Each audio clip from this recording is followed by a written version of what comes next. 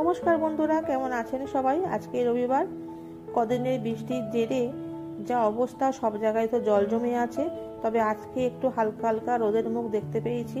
তা যাই হোক বন্ধুরা, এই যে তীর্থস্থানটি দেখতে পাচ্ছেন, আমরা কদিন আগে ঘুরে এসেছি এখান থেকে। অসম্ভব সুন্দর একটি তীর্থস্থান, দেখার মতন জায়গা। আপনারা অবশ্যই ঘুরে আসবেন, দেখে আসবেন। যারা গিয়েছেন তাদের তো বলার কিছু নেই, যারা যাননি তারা অবশ্যই যাবেন। মন ভালো করে দেওয়ার মতন একটি জায়গা। আমি তো গাছ পাগল মানুষ, দেখতেই পাচ্ছেন। তীর্থস্থান তো দেখছি, তার সঙ্গে কোথায় কি গাছ লাগানো আছে সেটাও দেখছি।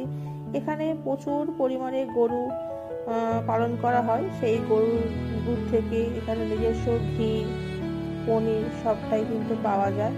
ওখানে ঘি কেনার জন্য অনেক জায়গা রয়েছে, একদম দেশি ঘি যাকে বলে, ফ্রেশ, সেটা ওখান থেকেও আপনারা কিনে নিতে পারবেন। এইরকম ভাবে মাঝে মধ্যে বেরিয়ে পড়তে বেশ ভালোই লাগে।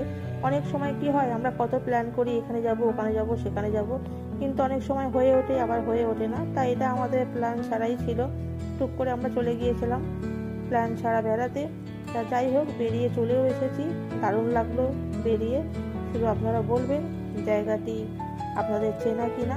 তবে বন্ধুরা, আজকে এই পর্যন্তই থাক। নেক্সট দেখা হবে অন্য কোনো ভিডিও নিয়ে। আপনাদের মূল্যবান সময় নিয়ে ভিডিওটি দেখার জন্য অসংখ্য অসংখ্য ধন্যবাদ। আপনারা সবাই ভালো থাকুন, সুস্থ থাকুন, সাবধানে থাকুন। নমস্কার, ধন্যবাদ।